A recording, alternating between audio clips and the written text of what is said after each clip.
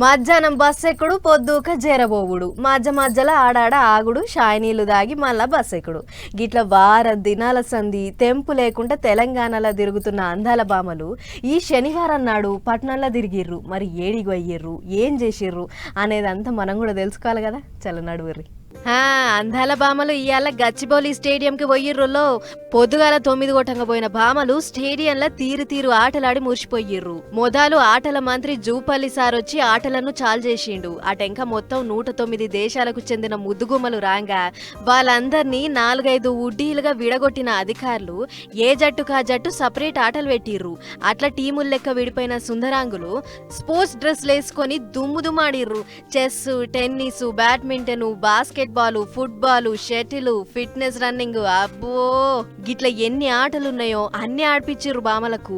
అటు ముదుగుమ్మలు కూడా ఎక్కడింత అలసిపోకుండా మంచి హుషారు మీదనే ఆడిర్రు. అన్ని దేశాల బామలు కలిసింది ఒకతాన కాబట్టి ఒకరికొకళ్ళు తారీఫ్ చేసుకుంటా ఉన్నంతసేపు జోరు చూపించిర్రు. ఆటలన్నీ ఆడింది ఇండోర్ స్టేడియంలోనే కాబట్టి ఎక్కడింత ఎండ పొడ తగలలేదు. దీంతోని వచ్చిన కాడ్నుంచి స్టేడియం బయటికి వెళ్లేదాకా సంబురంగా గడిపిర్రు ముద్దుగుమ్మలు. ఆ టెంక గెలిచినోళ్లకు బహుమానాలు కూడా ఇచ్చిర్రు.